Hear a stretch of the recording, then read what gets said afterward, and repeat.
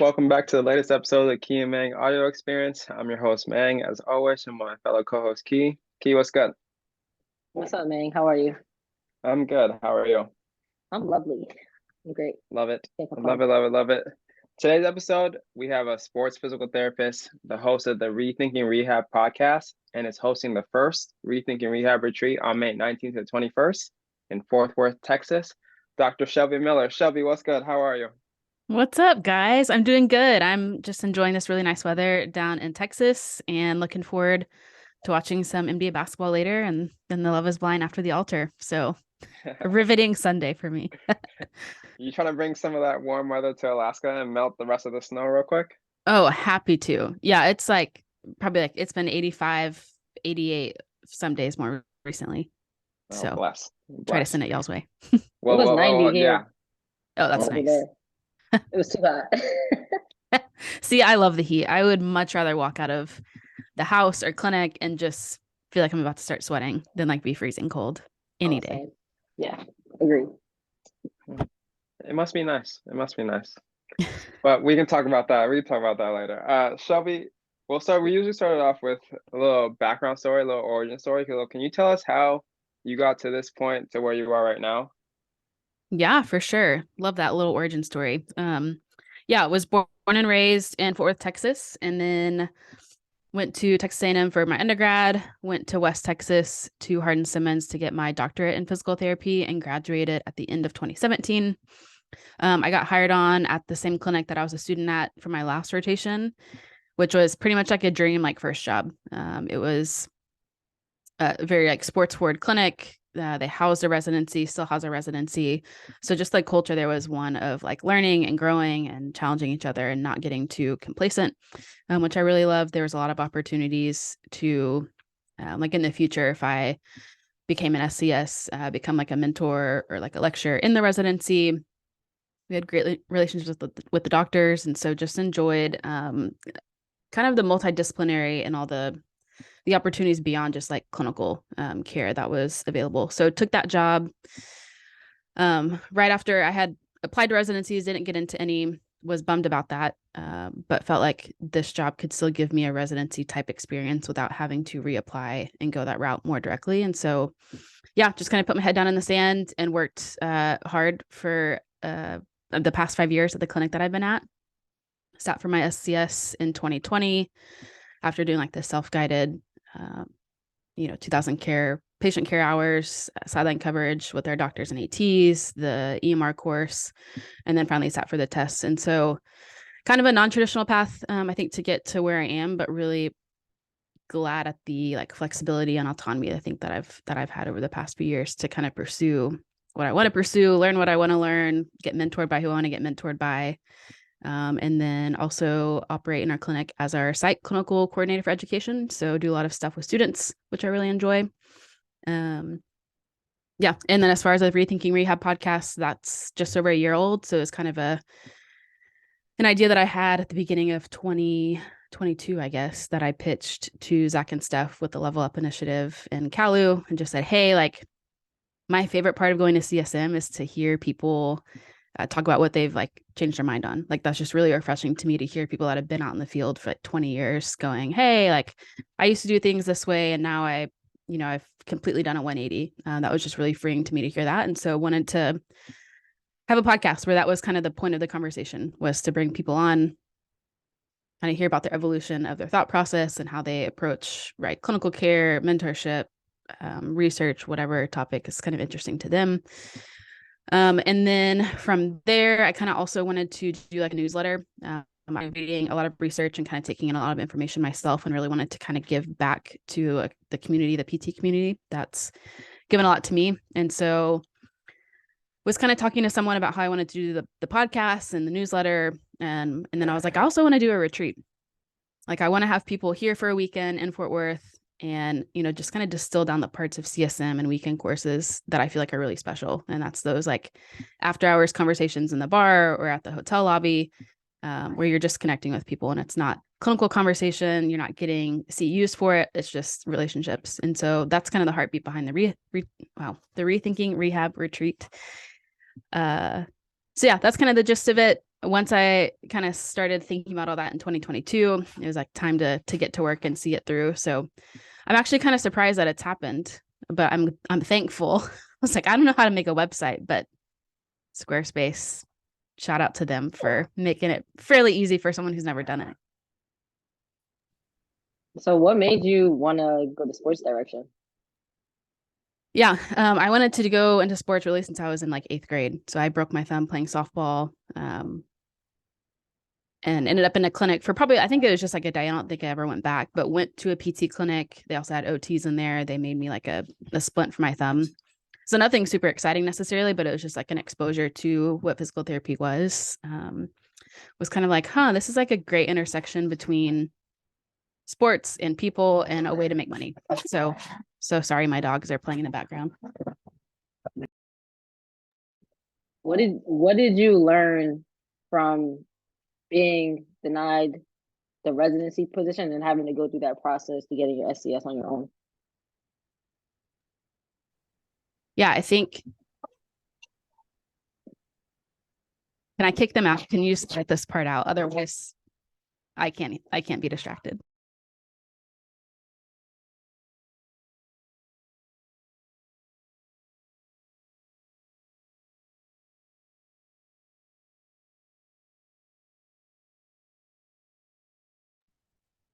Never mind.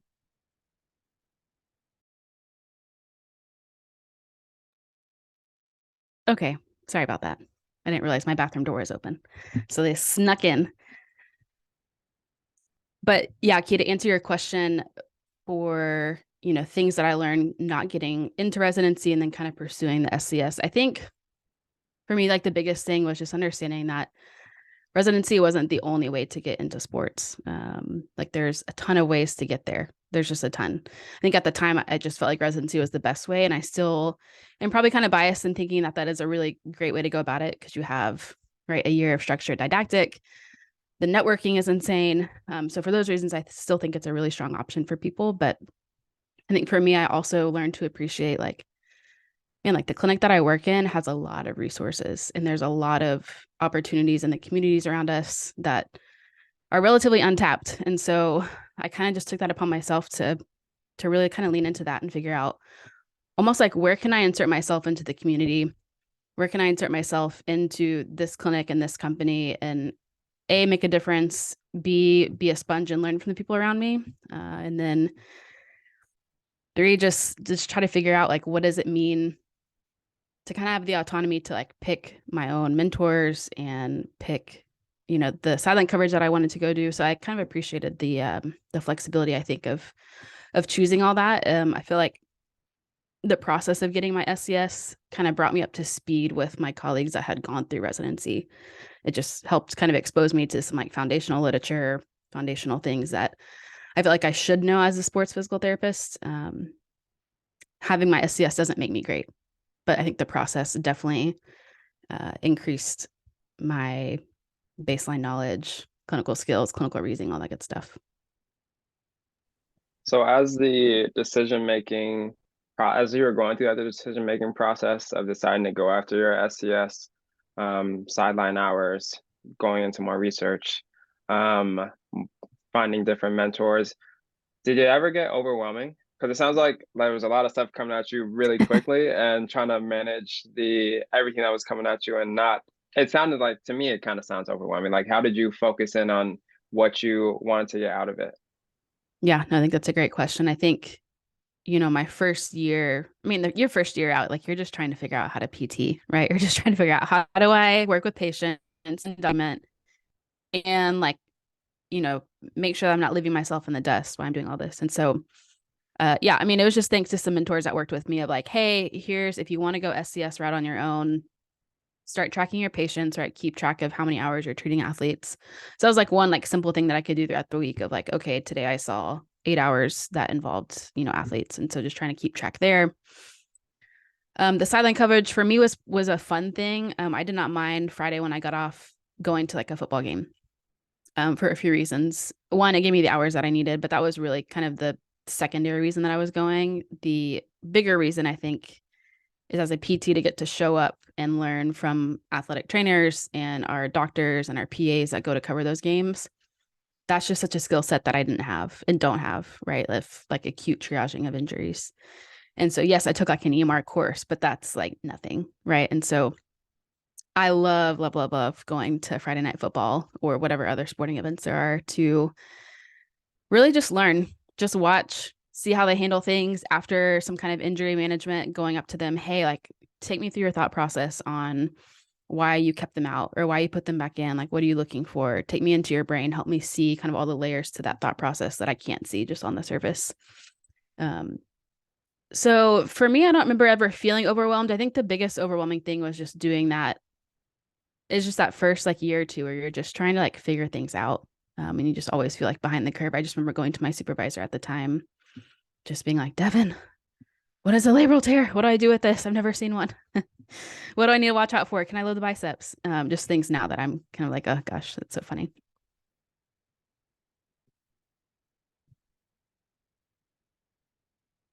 That's funny. That sounds like me because I'm a year out right now, and I'm just like, I've never seen this before. So I'm gonna ask, and we're gonna figure this out together as we go through. Hell yeah. Um, you also mentioned on the Rethinking Rehab process that you like, or just going through like the conferences and talking to or listening to people who've been in the game for a long time and how their thought process have changed. What's something that you've changed your mind on over your course of your 5 years as a treating clinician, and then one thing in life that you've changed your mind on? Ooh, those are both good questions. I should know the one about changing my mind clinically since I'm asking people all the time that. And I think about it when I'm like driving around, but I have never like written them down explicitly. I would say, man, I think one of the biggest things that I changed my mind on, like early on, and this is like a big shout out to the Cali community for really helping kind of me understand the value of someone's like subjective exam. I think coming out of school, like you're taught to ask, 25 questions in a subjective. And it's like all these things that maybe aren't super relevant to like the end product of your eval. And so just learning to be more efficient in the subjective to really figure out what information am I trying to get. And then something that Chris Johnson said in that mentorship that's always kind of stuck with me and really changed how I approach evals, or at least that I hope that it's changed how I approach evals is, he said, just ask someone like, what do they want on day one? Right. So often as clinicians, we just try to like hand out an HEP and just assume that that's what they want. And it's like, well, maybe they just want you to go through their MRI results. Maybe they just want to know what can I be doing in the gym? And that might not be like 5 HEP exercises. That might just be giving them some boundaries around, hey, like, if you want to do this, keep it within this weight range. If you want to do this, keep it within here. And so really just trying to ask people day one, like, what are your expectations for today? And like, how can I meet you there? And then still doing a really solid objective exam, but not getting too handcuffed. If I get to the end of the eval and I'm like, I have an idea of what's going on, but I'm not 100% sure. I'm a lot more okay nowadays, like going home, sleeping on it, talking to mentors about it. And then at their next follow-up, just continuing that evaluation process and like, okay, let's check these other things and just make sure that I'm not missing anything. And then really just being okay with sometimes like things just don't make sense and it's not super clear cut. And I think school, we learn in school that there's like so much certainty and there's really not with some things. And so just being okay with that. I feel like that's definitely an area like after that first year that I had to switch around of like, okay, it's not all about the objective exam. It's still very important, but like listen to someone's story, let them tell you what they need, and then you provide what they need. And so that's kind of my favorite part about working with students now is, they'll do an eval and then they'll sit in and watch me do an eval. And sometimes after that eval, that's like, oh, that was like so just like non-traditional, right? It's just, we weren't on the whole time. It was, subjective where I got the information that I needed. Boom, boom, boom. Let's get on the floor. Let's do like a quote unquote functional, warm up screen, whatever. And you're trying to pick up like people's tendencies. And then during that, you're still having like a subjective conversation of, hey, how does that feel when you squat? How does that feel when you hinge? What's difficult when you're in your Zumba class and you go all the way down into a squat and try to stand up? Is that painful? Is it just hard? Oh, it's hard. Here's a few things that you can do to work on increasing your strength and power to make that easier. And so really just trying to meet people where they at and not go in too planned. And then as far as life, that's a hard one. That's a good question. One thing that I've changed about just in life, I think I'm gonna have to give Jenny Rick a shout out for this one. So she's under the handle Fit to Speak. And so she's a coach who teaches other coaches how to communicate. Just full of wisdom, love listening to her, learning from her. I always tease her that she's my life coach. But I think something that she has brought up that I've kind of realized, like, oh, like I have more ownership in this than I thought, is she's like, you teach people how to receive you, right? So if you do a presentation, whether that's to PTs or to the community, right? If you're in some kind of authority position and you're giving a presentation, or you walk into a room and you have a conversation, like you teach people how to receive you. So if you're showing up not confident and you don't believe that you're worthy of being heard and listened to and like have value, then like people aren't going to value you. That's just how it is. And so I feel like that's something that I've just tried to grow in, especially over the last, kind of post like college, post PT school.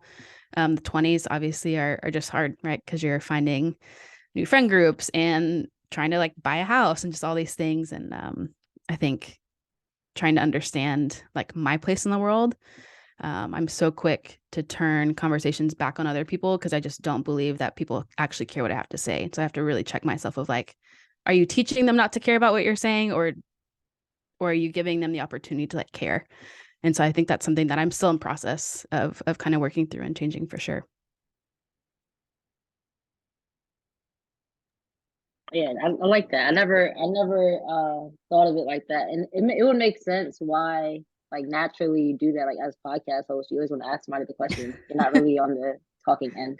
When it comes to clinical care and dealing with all the uncertainties, although school doesn't like highlight that or teach you in that way, how do you find a balance of like being okay with uncertainty, but then also explaining to patients or clients that like everything isn't like very black and white? I feel like there's a lot of patients that come in with a diagnosis and they're so like stuck on it that it's hard to be that way as a therapist. For sure. Yeah. And like people, to be fair, like the community comes to us and they expect certainty. Like that's what you do when you go to the doctor, right? Is you're expecting them to have answers and to do their job. And so I don't want to take away from the expectation there. And I think we should be meeting that to a certain degree. I think for some people, it's helpful, if they come in with like a vague new knee pain, and there was really no mechanism, no swelling, they haven't lost function. It's just like, and I just have some like medial knee pain for no apparent reason. There's nothing objectively that's kind of lighting you up. So for someone like that, I think explaining to them, here's the things that I like would be concerned about, and here's what that would make me think. So, if you had swelling, if you had a mechanism that had a pop, if you had, an inability to squat past 90 all of a sudden, right? Those things would make me concerned that maybe you tore your meniscus, right? But you don't have that going on. And so, just trying to go into the whole, like, pain is not always a one-to-one, correlation to like tissue damage. And so just trying to broaden their understanding, I think, of pain, right? Of like, man, like your knee could hurt because you just stressed the tissue that wasn't used to being stressed, or you have to consider your sleep and your hydration, nutrition, et cetera, et cetera. And just trying to help people understand that it's not just like this one-to-one. And that sometimes helps. And then there's just some people that will come in, they're just like still set on like, but my x-ray says that I'm bone on bone.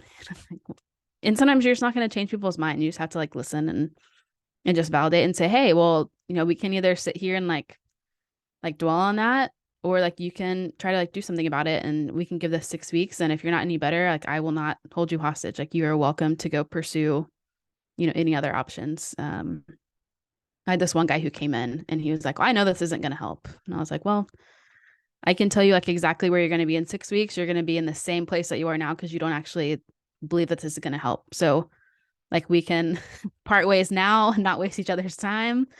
Or if you're willing to give this a chance, I'd love to work with you. And so, yeah, it's just tricky. I think you have to read kind of how people come to you and how willing they are to change your mind. Cause I think you have to understand, like we all have beliefs that we're pretty set in. And so you can't come on too strong day one. Easier said than done for sure. Facts. where do you feel like you've grown the most in terms of you as a clinician in the last over since when you started to now? Because it sounds like you've gone through this process of working on your communication, working on, how you receive information, how you communicate that information back, Mhm. what kind of things you're looking for. Where would you say you've grown the most in your as a PT now? Yeah, I would just say confidence, like clinically with patients, but also just like confidence that like I have value that I bring to the table. And I know that that sounds really sad to say out loud, but I think just early on, like I just didn't believe that. Like I just was like, I'm like the lowest on the totem pole. I'm the least experienced, the least credentialed. And part of that is just like the environment that I was in. I was with really great clinicians, which is a really, really good thing. But I just feel like now I'm in a place where I feel like I have things to bring to the table. I'm confident with what I can bring to the table. I'm okay with the things that I don't know. Um, and obviously when you start to have that confidence, you start to like be able to like reach out and be able to like offer your services with a lot more I don't know, just you're able to convince people that you actually can do what you're saying you can do, right? If you don't have the confidence, people read right through that and they're like, I don't know. And we see that with new clinicians that come in to clinic, and it's a lot of like, oh, I don't know, like it could be this, and it's like some patients are going to see right through that. And so learning to speak confidently with conviction, but not, you know, being so handcuffed to your initial ideas or thoughts that you can't like update those things. What resources would you say have you like taken advantage of in order to like assist in that Mm. confidence development? Yeah, I love some resources. So how much time do you have? um, A lot. yeah, so so I'll kind of walk you through, I guess, maybe like a few different like buckets of resources. So I think like clinically is like thinking about like hard skills. I think, I mean, first and foremost would just be like the people in my clinic, right? Of just taking people aside of, hey, here's a case, here's why I'm lost. Can we work through it?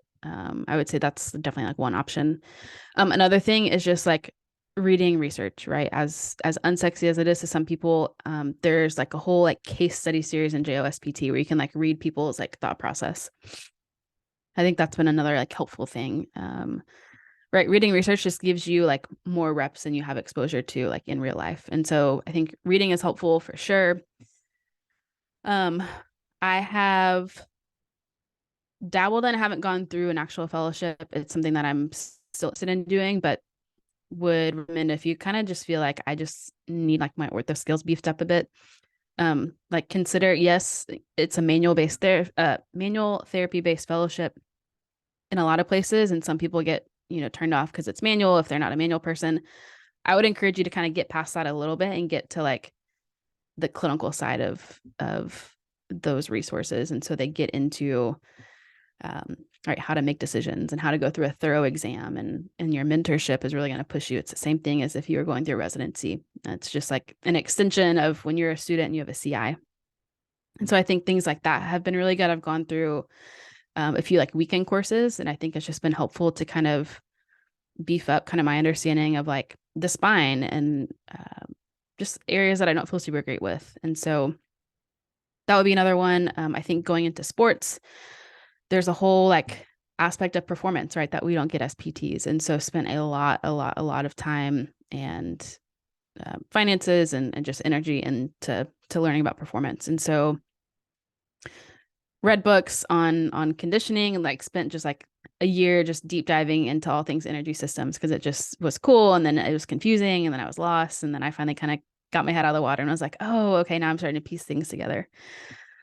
Went through the Exos, the XPS, I think it's like sports specialist certification. So if you're not working for Exos, the actual credential probably doesn't mean much, honestly. But again, it was the process for me that helped. And so it kind of helped fill in the gaps of energy system development, utilizing like med balls for like power development, linear speed, multi-directional speed, plyometrics, all those kind of like mid to late stage rehab things that you don't get in school. So that was a phenomenal resource. Personally, really love that.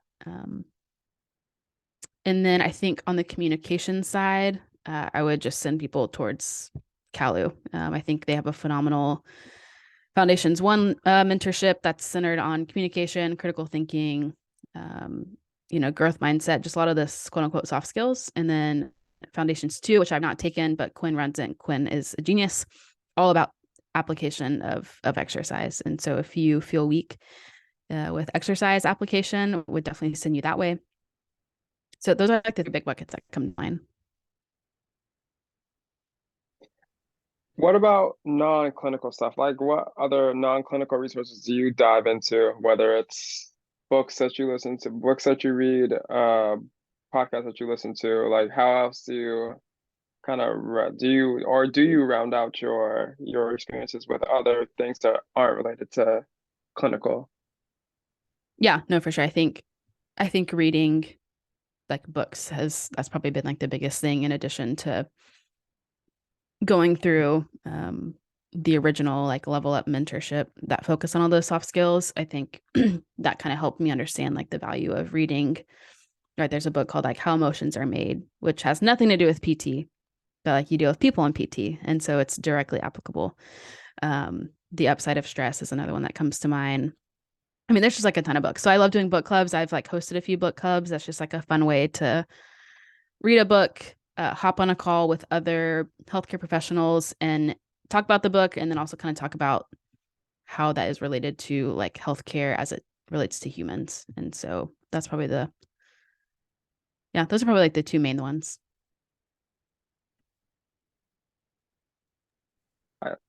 Go ahead, Key. Yeah, it's not. She passed No, it back. yeah, I know. That's how it goes. It's like sometimes I'll have something in mind, and then like key on me, so I'm like, all right, I'll wait, and then it'll be like vice versa.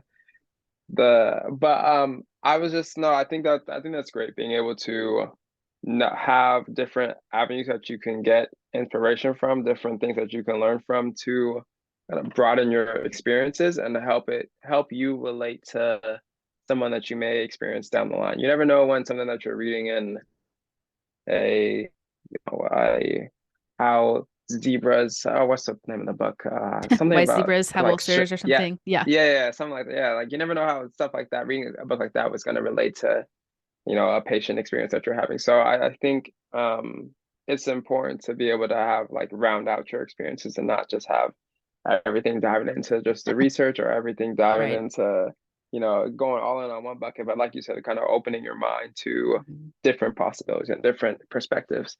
So Yeah. I think that's awesome. I think that's awesome.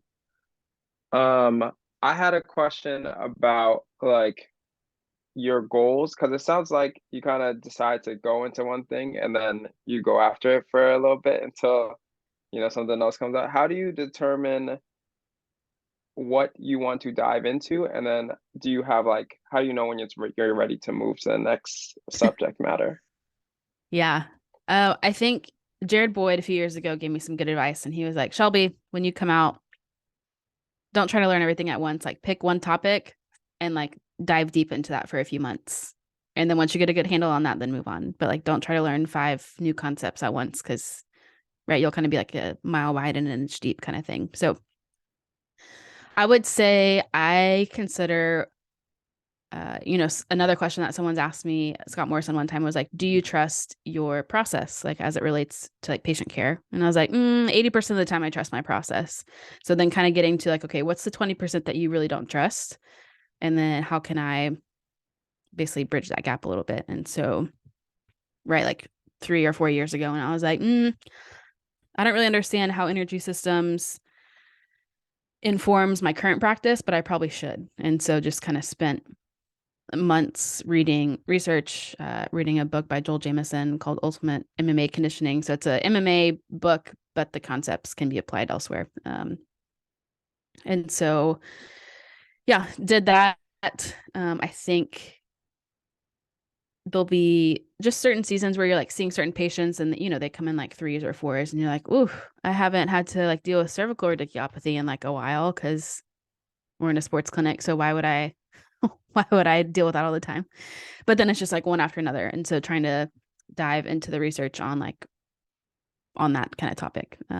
As far as like moving on, I don't know, that's kind of hard to answer. I think there's certain topics that I keep coming back to. So things like change of direction is just a topic that I selfishly really like reading about, and there's always more information coming out on it. And so I could read articles like that all day. I would say at this point I have a decent foundational understanding of change of direction and how kind of the relationship between speed and the angle of the cut and et cetera, et cetera.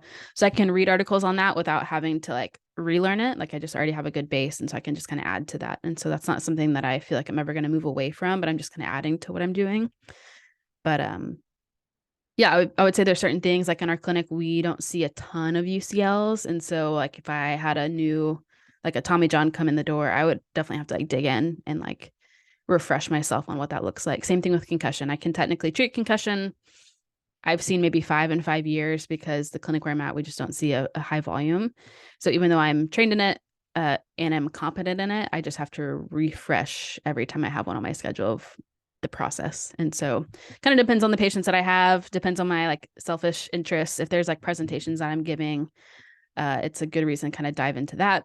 I think one of the biggest things right now, I took Michael Shacklock's neurodynamics course in January because nerves just like freak me out. Like I just feel lost. I'm like, oh, there's just so many things that could be.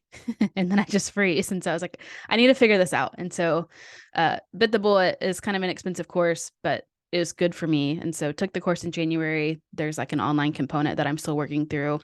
And then we'll give a presentation to coworkers kind of in June to hopefully like solidify that information and be able to take it from like as the learner, but then also being able to like throw it back and like hopefully teach people at least some like key principles that people can apply in clinic. So that's kind of my strategy. What are some topics that you haven't dived into that you really want to? Oof. Topics that I haven't dove into that I want to. I think tendon stuff is interesting. I have a few articles that I've printed out that I am planning on reading. I just haven't got there yet. Because I think with tendon stuff, you kind of see like these different people in the field that have different theories. And so at least to my understanding, if you like read Jill Cook's work, like her thought with treating tendinopathy is, treat the hole, treat the donut, not the hole, right? So you're going to load the tendon, you are loading and aiming to like create adaptations in the healthy part of the tendon.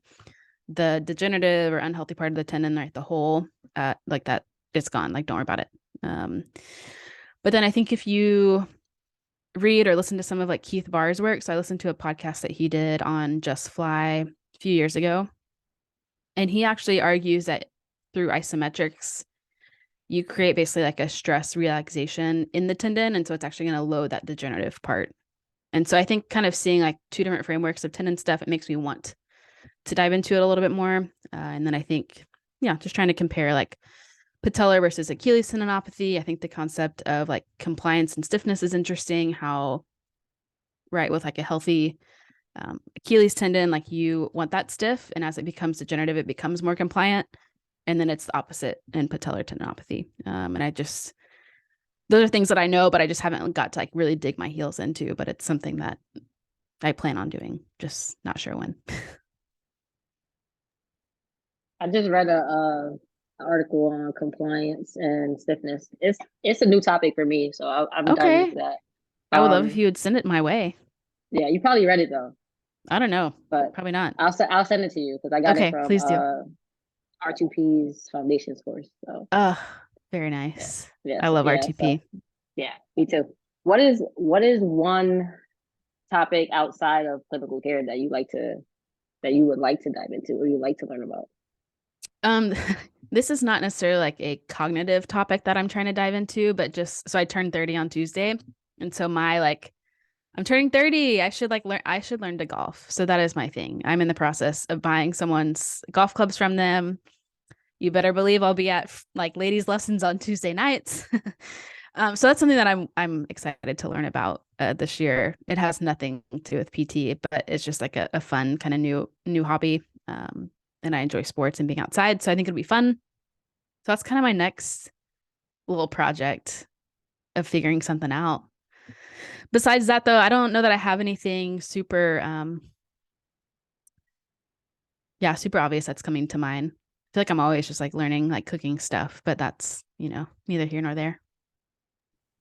I want to learn golf too. I joke with my coworkers and I say golfers are not athletic.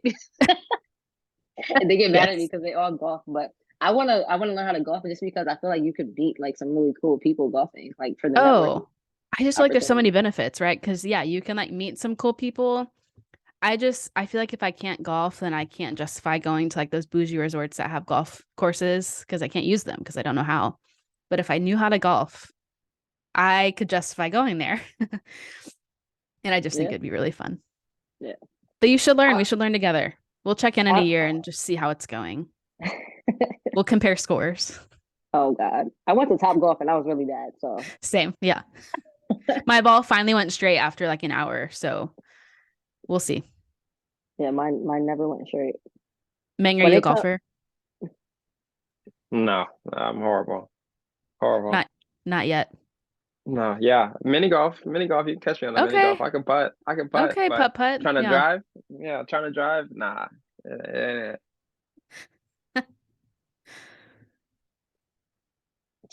what? All right. Can I go ahead? Never mind. I Because had. I was I'm sorry. This is Go ahead, great. man, because mine is totally no, off go track. get it out. Get it out. I just want to know. I feel like when people have a lot going on, like they're in the clinic and then they're like doing their own personal development and then running a business, podcast, mentorship, things like that. What does your schedule look like? Like, how do you Mhm. manage your time? Yeah. So I feel like I have a pretty awesome schedule work wise. So I work 40 hours a week. So I mean, my like schedule is Monday, Wednesdays, I work 1 to 7. So my Monday mornings and Wednesday mornings, I'm not at work. Those are kind of my days, right? To go to doctor's appointments, errands, work out. If I'm recording a podcast with people, sometimes it'll be on those mornings off. Otherwise, it's just kind of chilling with my dog and reading. And then Tuesday, Thursdays, I'm at work all day, 7 to 6.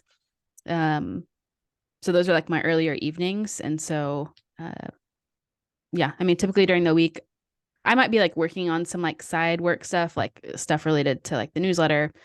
Um, but definitely during the week, like try not to like work after work, for the most part. And then Fridays I work 7 to 4. So I get off 4 o'clock during football season. At least probably like once a month I'll go to a football game. And then the other Friday nights kind of do whatever I want. Most weekends, if I'm in town, I might spend part of the weekend at a coffee shop, either like reading some articles or a book that I'm interested in, or working on whatever else I need to get done. But try to spend time outside with family and friends. Yeah, I think that's my schedule. Did you find it hard to get into a routine when you first like started working? No, not that I can remember. I think I was so eager to get into a routine, right? Y'all remember like coming off of clinicals, you're at like 5 different clinics with a different schedule every like 8 or 10 weeks. And so you can't like get into a good rhythm with anything, right? Meal prepping, working out, living in the same place. Right? It's just like go, go, go, go, go. So no, I think I felt really ready to like get into a normal schedule. Cause once I kind of knew my schedule, I kind of knew when I had free time, what I want to do with that free time. So yeah, I don't remember having trouble getting into the rhythm, but I certainly could have. That was so long ago. So then is that time where you also came up with the idea to host your first retreat? Yeah, I mean, Monday and Wednesday mornings, I usually like to go for a walk around my neighborhood. And so, right, the best ideas happen when you're on a walk outside. You got the sunshine and the birds. And so I was just kind of thinking about trying to think. I don't know when it was, sometime last year. I was just like, what would be fun? I think I was trying to figure out like I love the city of Fort Worth. It's like home for me. Like, how can I merge my like love for Fort Worth, but then also like love for like job and care community, and just I just really love people feeling like connected and not feeling like they're just doing healthcare alone. I think that's a real bummer when I hear that. And so, yeah, kind of had that idea and told some people, and then I was like, I think I'm going to try doing this. And so, kind of took a leap of faith and bought an Airbnb for the weekend. And I will 100% be out of money after the weekend, for various reasons, but it's worth it. This is like a win in some other ways. And so financially it'll be a loss, but I think it'll be a good learning opportunity, and there'll be some benefits that I can't really even like see yet, but I think after the weekend I'll kind of see that a little bit more. So yeah, I was on a walk, kind of had the idea, and then was just trying to think about like itinerary wise, like what would be helpful. Like I didn't want it to just be, hey, come hang out with me for a weekend and like let's just like go around town, because I didn't want it to be like go, busy. I obviously wanted to like take people out to a nice, like good restaurant that I enjoy in Fort Worth, but then really just have a lot of time like where we're at the Airbnb, spending time together, not just like go. I really wanted this to be kind of a pulling off of the highway, like exhale, take a break, connect with people, like be known by other people. Let's like actually take a weekend to like think about where are we at in our careers? Where do we want to go? Do we know how to get there? Where do we feel stuck? And so wanted to bring in two of my mentors to kind of help facilitate that process. And so really did that, one, to add value to the people that are coming, two, because they're people that have mentored me and I just really appreciate what they bring to the table. So yeah, so if you're interested in coming, it's Fort Worth, the weekend of May 19th, Friday night. I'll bring in Caitlin Nadolny, who is currently my manager. Prior to that, was just a coworker and a good friend, and is still a good friend. And she is just really, really good at asking me questions. And so whenever I have an idea or I feel stuck, she just is able to ask questions that brings out of me the information that I need to kind of keep moving forward. And so she's someone that I wanted to bring in Friday night, to just come to the house. Let's eat dinner together. Let's share our stories. Let's kind of let her and I ask you helpful questions, maybe to bring some clarity to maybe things that you feel maybe unclear on or feel stuck with. And then Saturday morning, I want to bring in Bobby, who is another mentor of mine. She was actually my CI at the clinic that I currently work in, back in 2017. So she's been like in my corner since day one. Again, she just kind of created a really nice path for herself. So she is a contract PT for TCU, which is our local D1 university. So as far as kind of carving her way, she has like actually done that. And so I think she's really good also on the practical side of things. And so something we've talked about is like, what does it mean to define success, to create success for yourself, to define like, what does it mean to like professionally develop? Because I think when you can like step away from work and you can say, man, here's all these things that I'm involved with that are helping me grow and learn and I'm moving forward. Like, I think that's a really great antidote to burnout in the right circumstance. Obviously, there's some people that are just in really tricky circumstances where it's like, no matter what you can do, clinic life just is so unhealthy that you can't even like imagine getting involved in anything else because you just don't have the energy. So I do want to be respectful of those situations. In general, always love to try to help point people to like opportunities for development, opportunities to create success, maybe in like unorthodox ways. So wanted to bring Bobby in Saturday morning to kind of take people through a more like practical, like reflective type activity. And then, yeah, Saturday we'll kind of just hang out by the pool at the house, probably grab a bite to eat. And then Sunday we'll get out of there. So it'll be like a short and sweet thing. Kind of year one, the people that are coming will be my little guinea pigs. And then we'll kind of update and iterate for year two. So that's the retreat. I'm excited. And yeah, just holding it super open-handedly. I like it because I think I'm I saw glad you you like started it. posting about. I don't know. I think it's a great idea. I saw you posting about it a couple weeks ago. And I was like, "Huh, that's interesting. I've never seen anything like it." And I think you did a video and like a FAQ, and I was like, that looks like it'd be like a very reflective opportunity, but also being around other people who might be going through something similar. I think it also brings that sense of camaraderie and understanding that you're not alone. So I think that's fantastic.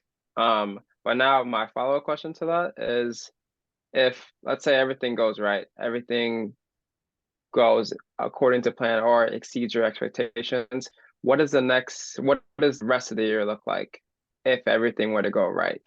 Mm. Yeah, rest of the year, I mean, after that, I don't have anything like big, like rethinking rehab wise. It'll just be like normal podcasts, every other week, monthly newsletter. So no like big events, which will be kind of nice. So this is like the big thing. And then not that it'll be like smooth sailing, but like personally on the Rethinking Rehab side, there won't be anything new. I think professionally, there's just some opportunities that I'm getting into where the summer will be the busy season for me. So kind of just gearing up for that right now. And then hopefully the fall will just be, I'm hoping it'll be restful.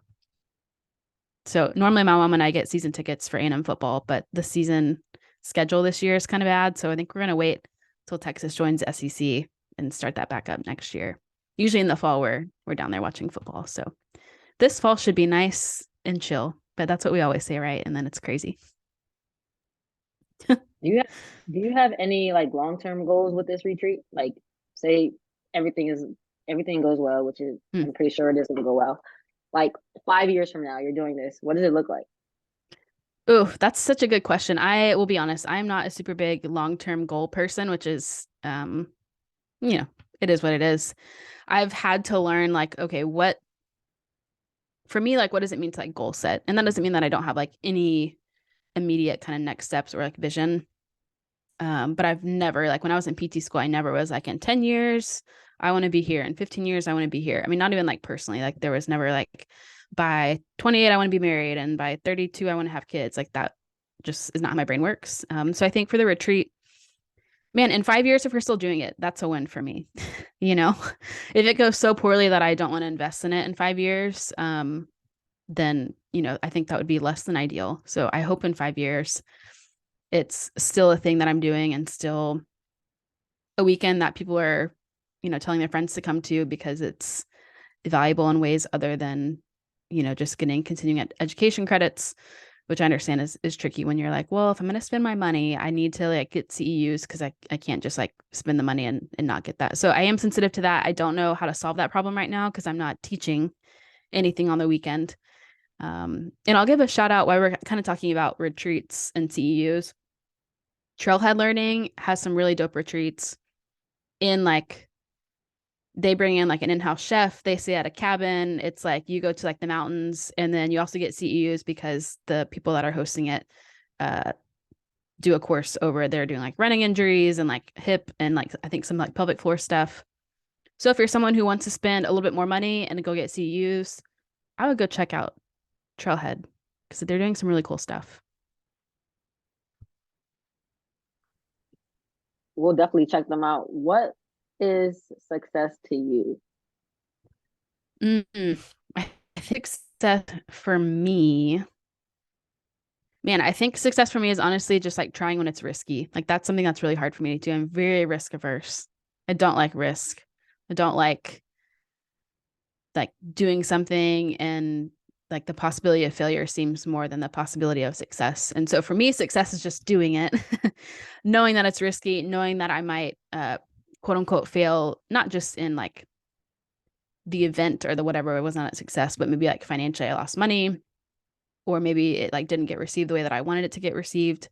I am historically more of a ideas and visionary and less of like a kind of seeing things through. And so that's kind of where a lot of my mentors kind of help provide some of the concrete details that I need for some of these things. So yeah, for me, it's just doing the thing that feels scary and actually doing it and not just thinking about it. I like that.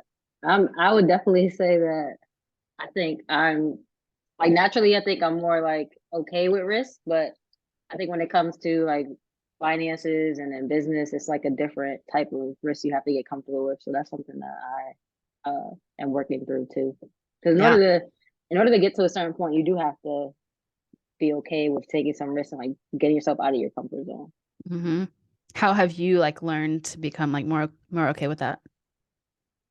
Just like thinking, like really thinking about the pros and cons of it and like how would I feel if I don't do it. I think Yeah, I'm more okay with like knowing I did it, failing, as opposed to being like I never gave it a try. I don't know what the outcome could have been.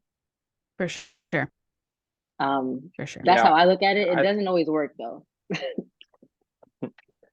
I think the fear of also like for me, it's when I look down the line, if I'm like 80 years old and it's that fear of regret. Like if I didn't go after it, am I going to be looking at it 30, 40, 50 years down the line, wishing I could have when I had the opportunity, and now that opportunity has passed me by. So I think, because I'm kind of similar to you, Shelby, where risk depends on what it is. I'm kind of risk averse too, but I'm trying to learn to be a little more risque or a little more calculated with the risk, and I'm trying to be more open to accepting whatever comes out to it, but owning the decision that I made and being okay with whatever comes out of it, because I made the decision to embark on it. Yeah, it's something that I feel like doesn't get talked about enough. You know, like, what does it mean to engage things that are risky, right? Because there's like things day to day in clinic that are risky, right? And the things that we say and the way that we educate people and the things that we don't say or don't educate, like those are things that can be risky and can come back and have consequences later. But there's also like risk, key, like you were saying with like business stuff, of just like, this could be a loss though. And so it's like, is this worth trying? And then obviously, right, when you're like a new grad, like, man, there's risk everywhere, because you're like, I want to be safe with people. But I don't know. It's just, I don't know. I don't remember school ever talking about the risk that you take as a PT, and it's a lot easier for me to play it safe. So I have to kind of give myself a pep talk to, no, just try it. Just try it. See what happens. The worst thing that can happen is it just doesn't work out the way that you envision it, but it's either going to be an opportunity to learn, to grow, or to do better in the future. So there's still value, I think, even in quote unquote failure. I've never thought of risk in the clinic being like the way you educate or say something to somebody. Like I never thought of it like that. Like, can you give an example? Man, I'll give you the example that comes to mind is 2020. There were so many risky topics. Right. And so just like bringing up, it was nothing that had to do with anyone's knee. Right. But it was just racial relations, the election, and COVID.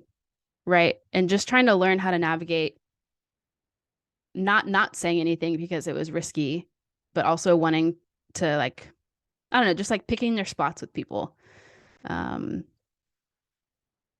Yeah, I don't know. I think that's like the one thing that comes to mind, is just how risky like that year felt for many reasons, and trying to engage people in conversation and not just like pretend like there wasn't three really, really hard things going on in the world at once.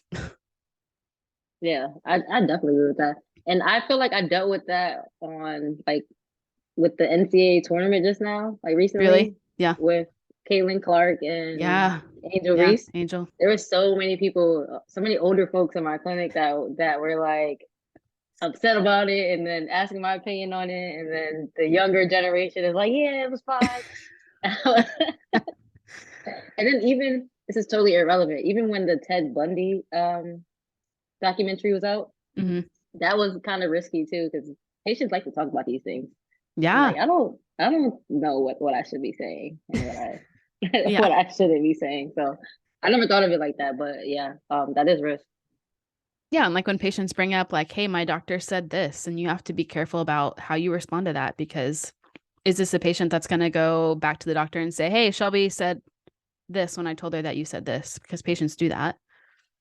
You know, and just trying to navigate, like, I've lost patients because I didn't go about it the right way. You know, it's like, that's obviously risky from like a business standpoint for our clinic.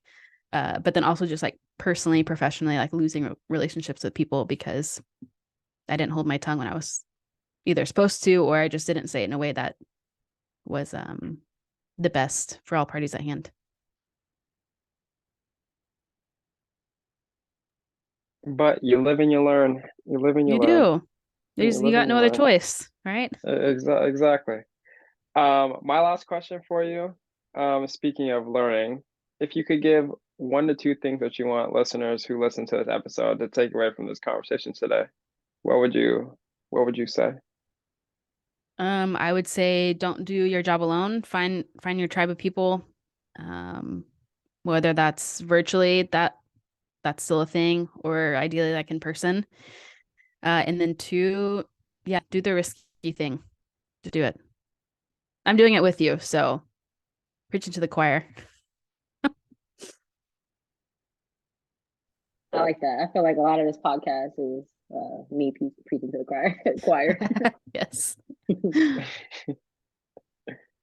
Where can people find you if they have questions, if they want to reach out, if they want to learn more about the retreat or find Rethinking Rehab? Where can they find you? Sure. Yeah. Easiest place would probably be Instagram under Rethinking Rehab. And then you can also shoot me an email, Shelbie at rethinking-rehab.com. Those are probably the two simplest ways. Perfect. Just wanted to say, no, thank you for agreeing to come on and thank you for chopping shop with us for an hour. Really appreciate you taking the time and pleasure to meet you officially in person. Now we've been following each other on social for a little bit, but it's cool to connect and meet you and talk to you a little bit and see how you operate. So thank you for being on. Yeah, thank y'all for having me. I really appreciate it and enjoyed this conversation. No problem. All right, guys. We'll catch you guys on the next episode. Peace.